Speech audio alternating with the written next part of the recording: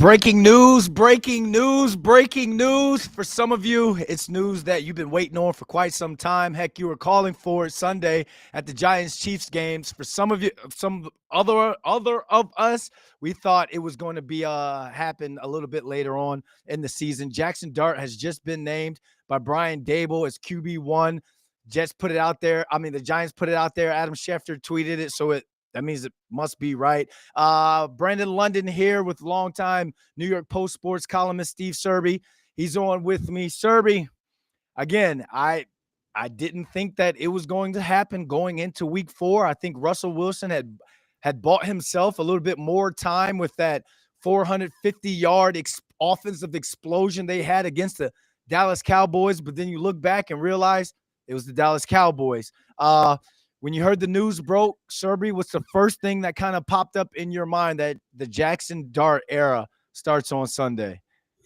No surprise. It was moonball or bust for Russ. Again, against Matt Eberflus in Dallas. Russ bought himself what I thought would be a couple of weeks, but he was so dismal and ineffective and inept against the Chiefs on Sunday night. And that's why I think, was that you leading the We Want Dart chants, Brandon? No, that wasn't me, but I heard it.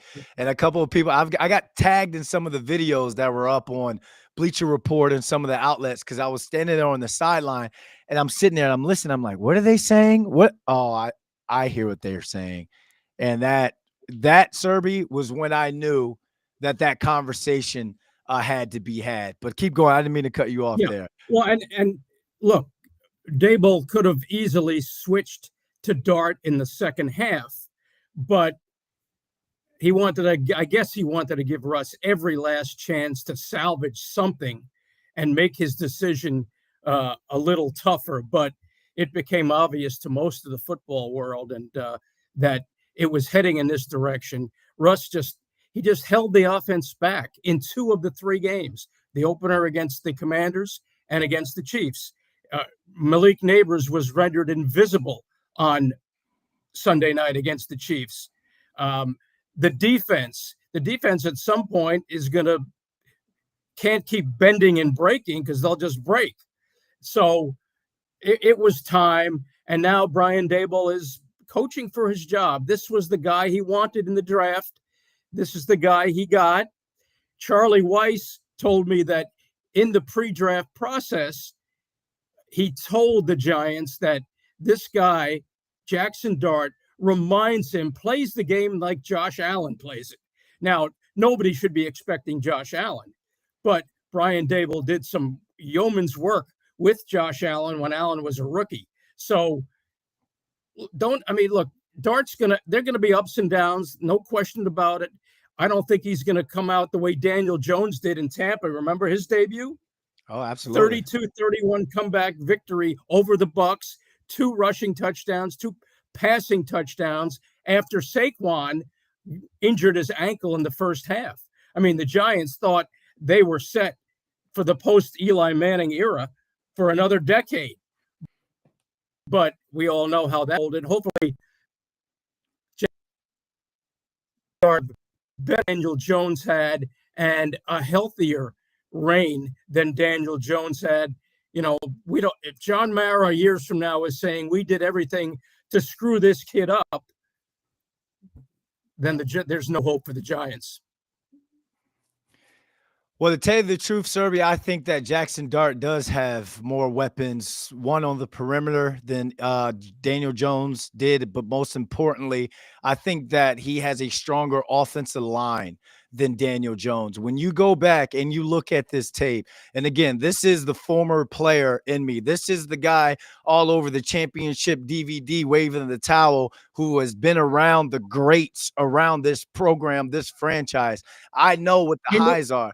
I knew you looked familiar. I was a little bit lighter then. I knew you looked familiar. You could see my cheekbones back then, Serby. I was in better shape. But now, after talking with Antonio Pierce, I've spoke with like the Eli's, the Sean O'Hares, the Monty Toomers, the David Tyrees, some real legends around this franchise. There's a frustration. if you think the fans were frustrated with the fire and the we want Jaxson Dart, there's a frustration amongst a lot of the former players, a lot of legends around this franchise in terms of wanting to get this franchise back on the right track and winning some football games and not being the laughing stock of the NFL anymore. And this is not the Giants MC in-game guy talking right now, because I get frustrated then when it's like, all right, we're about to score, then we don't, and then I get something cut. Like one of my hits get cut. But that's just me being selfish right now. I digress. I'm going to go back to the offensive line. When you look at the offensive line, whether especially this game, this last Chiefs game, when the Chiefs are rushing 4 and you have 5 guys on protection and they're holding up, they're back there. They're giving an NFL quarterback time to throw the football down the field. And if it's not there because they're dropping 7, then take off and use your feet and get 4 yards on a scramble, get 6, or even break one, go even longer. That's not happening. So now you're seeing guys like Steve Spagnuolo, Dan Quinn. You're seeing these defensive coordinators realizing, how do we stop the New York Football Giants offense? You rush 4 because we don't have a solid run game right now. Cam Scatterboo is giving that a kind of a breath of fresh air. And then you double Malik Neighbors, and then you play shell coverage. And like you said, it's been moon ball or bust. So when you're watching this tape, I believe that Jaxson Dart has a capable offensive line enough to hold up for him, for we to be able to evaluate if he is the future of this program, if he is QB1, and 2, to be able to make some really good decisions with the football in terms of throwing it to Malik Neighbors, who should never only have 2 catches in one game, but back to opening Wan'Dale Robinson back up, getting Darius Slayton back involved. I don't think I heard Theo Johnson's name called against the Chiefs. So I believe that this is the Jaxson Dart time. This is the right time. Again, I didn't expect it at the beginning of the season. I didn't expect it to happen now. But after watching what we all been watching, I don't blame Brian Daboll for making this decision. No, and look, Andrew Thomas played only 25 snaps against the Chiefs. He should be able to play a lot more, hopefully, for Jaxson Dart's case. And Cam Scatterboo gives them a power running back element. And as you said, Jaxson Dart can do that zone read, that RPO, and make that a threat for Brian Daboll. So now let's see how Brian Daboll, how creative he can get with this kid quarterback who can make all the throws. And I remember I did a Q&A with Dart before the season began, and I asked him about the pressure of playing in New York, being a number 1 pick, and his exact quote was, "I ain't scared of it." And that's what Daboll and the Giants love about this kid. Eli Manning's advice to Dart was embrace the city. Dart told the Giants in the pre-draft process, this is where I want to be. New York will not scare him. And that's obviously very critical, because we've seen a lot of athletes scared by New York. You were not one of them, Brandon, as I recall. But Dart welcomes the challenge, and he wants to play. He said that Sunday night in the locker room. It's been difficult for him. He's never stood on the sideline and watched someone else play his position. So now he can energize not only his teammates around him, which he believes is part of the definition of leadership, but he can energize MetLife Stadium as well. Yeah, it makes my job a little bit easier there. Don't come for my job, Jackson. I'm the hype man. I'm the MC up at MetLife Stadium. But yeah, I mean, no, you're MC1, Brandon. You're MC1. Thank you. Appreciate that, Serby. You're making me blush. But when it comes to, so I'm gonna go back to what you said about him wanting New York City. Everybody says that. Everybody says the right thing, from Joe Judge to Aaron Glenn to Aaron Rodgers. Everybody says they want the city. But if you don't win here, he's gonna want to go back to Utah. So again, that's QB1 talk. That's he's saying the right things there. But I do think this, after being around him a little bit and kind of just watching him, kind of not side eyeing, but just kind of watching him from the side and how he carries himself. I saw him at a Breitling watch event in the meatpacking district a couple weeks ago. He was with Eli, and he was just kind of just taking all of it in. All these people just coming up to him like, "Hey, da, da, da. Oh, you're Jaxson Dart." Da, da. He did all the right things. Now, if you step on that football field and you throw some touchdowns and you breathe life into that offense in this and in this team, like you were saying, kind of like how Scatterboo has done, looking like you're going to be the future. This kid is going to be A-OK here. He is going to eat for free. You won't need to call Eli for reservations anymore. They'll clear out Drake's table for this kid. But here's where I'm hoping he steps in and we see immediate impact, Serby. It's the red zone. It's where you should be getting Malik Neighbors the football. It's to where Malik Neighbors doesn't need to come off the sideline and be upset about not being targeted.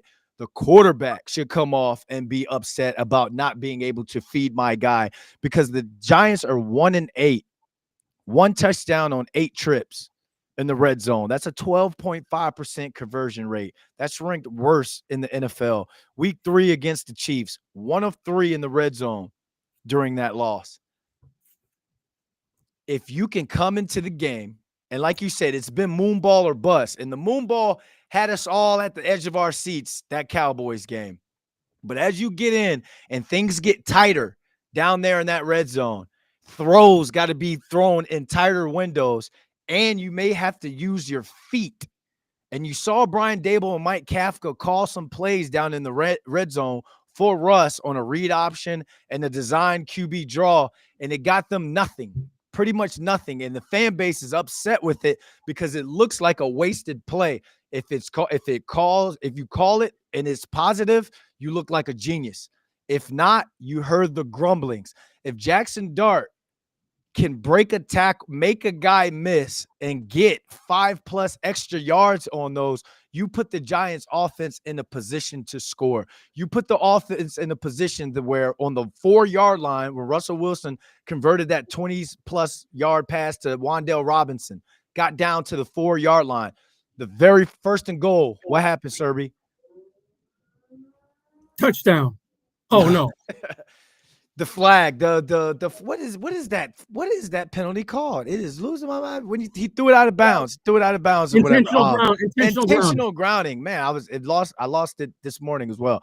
Intentional grounding was called, and then it set them back, and it put them in 3 straight plays to where they got nothing out of it, got no points out of it. And instead of going down 6, they're now down 13 with around 2 minutes left. If Jaxson Dart can come in, so I say that to say this, if Jaxson Dart can come in and lead this team, especially when they get into a red zone, defense gets them a short field, you get the ball into the end zone on Sunday, not only is the defense going to be playing with some sort of lead or some sort of confidence that the offense can maybe bail them out of a jam, but like you said, MetLife Stadium has been starving for touchdowns.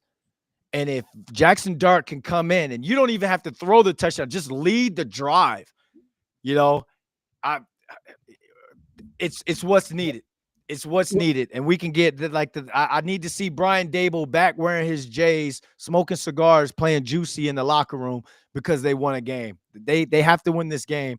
And if Jaxson Dart is the one who gives them the best chance to do it, then, hey, you got to throw him in there. You got to see what you got. Well, Dable wouldn't put Jaxson Dart out there unless he feels that Dart gives the Giants the best chance to win. And you'd have to say that by the process of elimination, he gives them the best chance to win. Now, one thing, he's going to be so amped up on Sunday against the Chargers. What is the one thing when he's in that open field, what does he have to do? Slide. Exactly. Exactly. I know you've played in the SEC, but this here is SEC on steroids. These are some big boys. You got Derwin James in that secondary. He is a hitter. with the OR. Sorry, my spelling error right there, Serby. I know you're a columnist, but he is a hitter, and that it's going to hurt. That is going to hurt. He needs to slide. That needs to be in his head the entire time and not run scared. Run, get your yardage. If you got to take somebody on and get the first down, just don't do it head first. Yeah, But exactly. get down. That has to be pounded into his head this week by the coaching staff. Because you remember what happened in preseason when he didn't slide. Yep.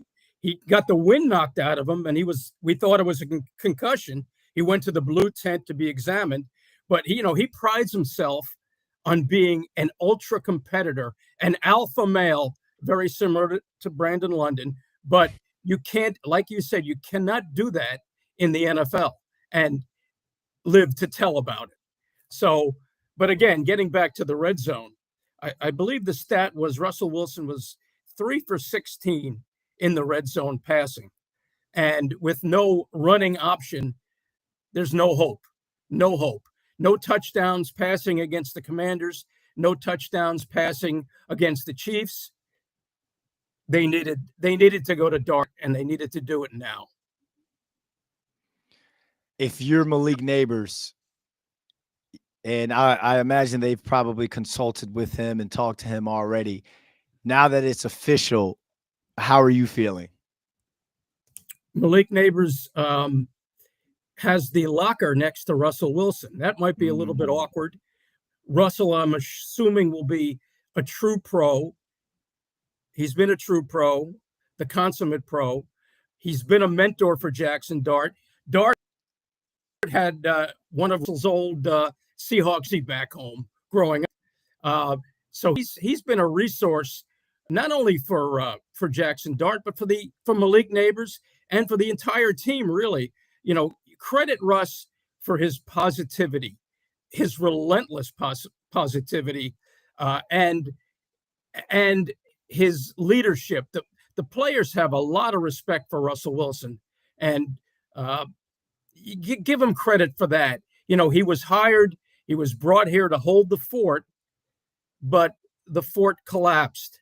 And now it's Jaxson Dart's turn, and it's Brian Dable's turn to show us the kind of coach the Giants hired.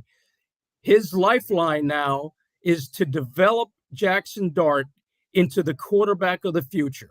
And that can save Brian Dable if the arrow is pointing up with Jaxson Dart, because the one-loss record right now doesn't look like it's going to be north of 6 or 7 wins. The murderous part of the schedule is almost over. The Saints are on the horizon. That'll be Dart's second start in New Orleans. That's a winnable game for anyone. But Brian Dable's future now is tied to Jaxson Dart. And I asked Dart about that in the Q&A I did with him prior to the season. And he said, look, it's not his job to save Brian Dable. It's everybody's. But more than anyone, it's Jaxson Dart's. So when you say the phrases like the words "save Brian Dable's job," how does Jaxson Dart have to play throughout the course of this season for, if you're John Mara, to say, all right, Brian Dable has shown his worth. We got him a quarterback and he's developed this quarterback. What does that look like? Is it wins, losses? Is it stats? How Jaxson Dart handles things? Like, what would be your measuring stick? Part of it, of course, it's always wins and losses, part of it, but it's how he energizes his teammates, his leadership skills, and his progress from week to week to week. You can see when a quarterback is progressing. Mm-hmm. Now, Eli Manning in his rookie year was awful when he first stepped in for Kurt Warner. But at the end of the year, you could tell that Tom Coughlin was speeding up the growth process with Eli, and Eli was starting to get it. And soon enough, Eli became a playoff quarterback.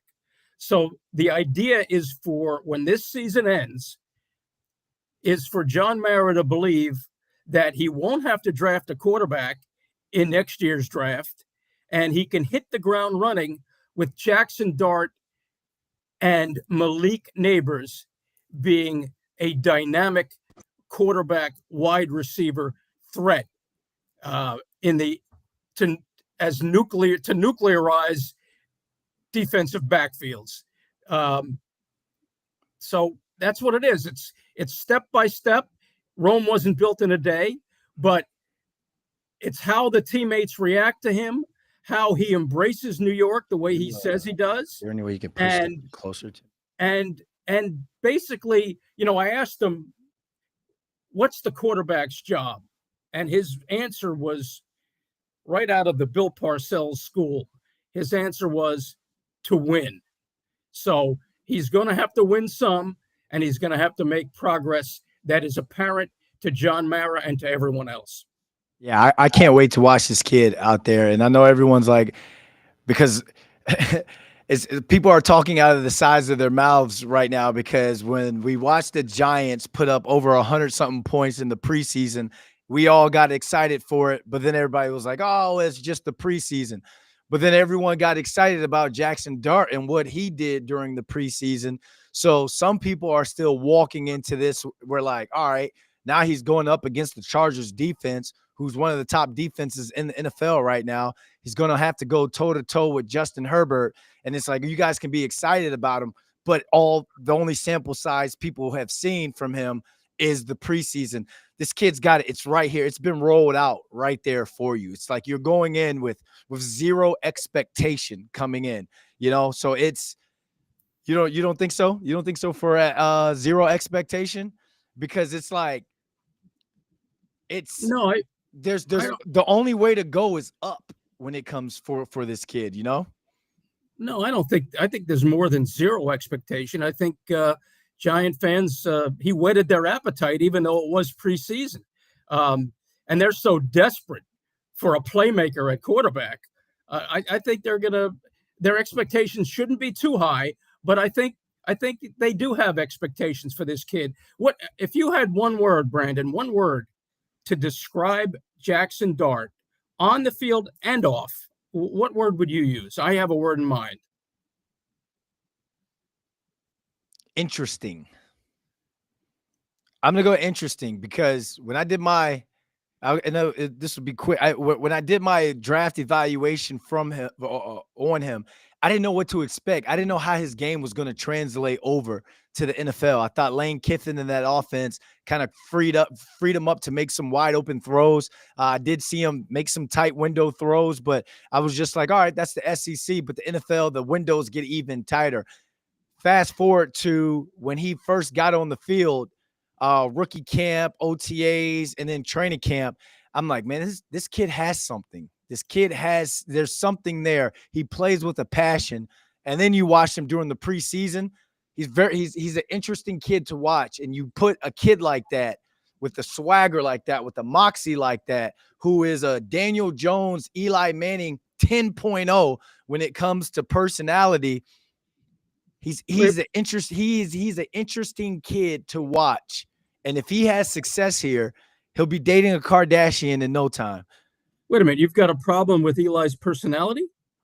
When he was a player, Eli didn't show the personality that he did in terms of for the media and for the masses to see. Now, I saw the pranks that he would put on guys. I saw the fire. I saw the energy, and he had personality with us in the locker room, but he never showed that because back in the day, your starting quarterback couldn't have that much personality. And he's a Manning. He wasn't going to do all that. But life after football, Eli Manning is – everyone's like, did you know he was that funny? I can't believe he's that funny. It's like, Eli, that's Eli, Yeah. That's just Eli. Yeah, he used to change languages on cell phones of unsuspecting players. So, I mean, that was Eli, yeah. But he was obviously under Tom Coughlin. Tom Coughlin didn't want a celebrity quarterback any more than Bill Parcells did. Now, Dart's not going to be a celebrity quarterback, but he's going to be in the limelight, but he'll be all football. I think he'll be all football. And the word that I have picked out was a word that you just used for Jaxson Dart, moxie. On the field and off, players seem to gravitate to him. Yep. And he embraces that that leadership role. He embraces making everyone around him better. And I think the team is really going to be fired up and rally around him. That's my thought. The Chargers are not going to be an easy test for him. They have the 8th ranked defense and the 9th ranked pass defense, I believe, as you mentioned, Derwin James earlier in this conversation. So it's not going to be easy, but he's going to infuse a level of excitement. You're going to be really fired up, Brandon. You won't be able to contain yourself. Serby, I have mental discipline. I've been in the line. I've been at the biggest stages of this game in MetLife Stadium. I'm still going to deliver my lines and do the Duncan Wheel of Games and everything that I'm supposed to do. Well, let me ask you this: what's the most electric you've experienced on the field at MetLife? Last year, home opener, when Lawrence Taylor came out. Oh, the place! I thought the place was gonna. I thought it was gonna collapse. I thought the place was gonna collapse. Anything Lawrence Taylor involved, and then this year when Brandon Jacobs came out, and everyone had on the wristbands, the glow in the dark wristbands, the place was electric. It was set up for big time football. It was set up for Russ to come in there and really show moonball and really take a step with this Giants offense and this team by beating the Chiefs, and it didn't happen. So. Jaxson Dart, a 2 touchdown performance in a win. The place is going to collapse. Serby, real quick, because I want to get to some of these comments so I can get your thoughts from these fans that are listening right now. They wrote in. Cigar Snob says Dart brings options of RPO. He moves well in the pocket, will extend drives. We got somebody else, Robert Brillante. We need a kicker. Okay, thanks, Robert. Shamike Boyd says, we about to see Turbo Miller. Dart has the speed we need. And Mano says, finally, we start winning games. This is big. Serby, close us out because we got about 2 to 3 more minutes until we got to close this live stream. Well, look, don't be disappointed if the wins don't come right away. Like I said, you can win that game in New Orleans, and the Giants should win that game. Dart versus Spencer Rattler in the Superdome. But again, that Giant defense should keep Dart in every game. That's what I thought would happen with Russell Wilson. Last year, the Giants scored 16.1 points per game. I thought with Russell Wilson, they'd be able to reach maybe 20. So that's Dart and Dable get to 20, 21 points, if not 24, and have the Giant defense do what the Giant defense is supposed to do now that Abdul Carter has gotten his feet wet and joined that Predator party. So, again, the wins may not come, but progress week to week with Jaxson Dart should be evident. I think this kid has the it factor, and I think Giant fans will not be as moribund as they have been. Giants have lost 17 of their last 20 games. They needed an injection of this kind of life and this kind of boy wonder. So go get him, Jaxson.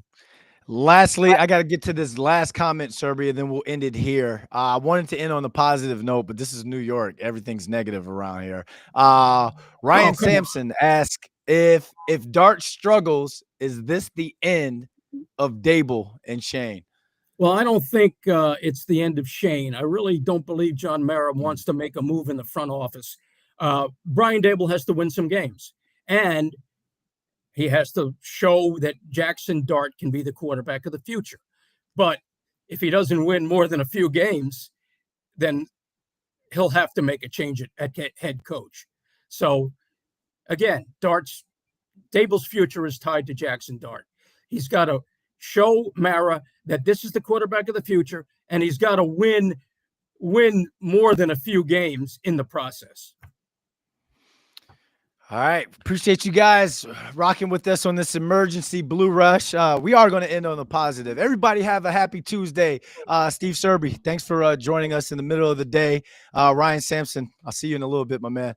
Thank you, we'll be at practice tomorrow. Brian Dable is going to speak ahead of practice. I'm sure the media is going to grill him on this decision. So we'll have another video, another Blue Rush for you guys to kind of break down what Brian Dable says. And we can, again, talk to the players. We'll be in the locker room tomorrow. Make sure you guys rock with us. We're going to be all covered, have everything, all hands on deck on the Jaxson Dart era officially starting here in New York. For Brandon London and Steve Serby, thanks for watching Blue Rush.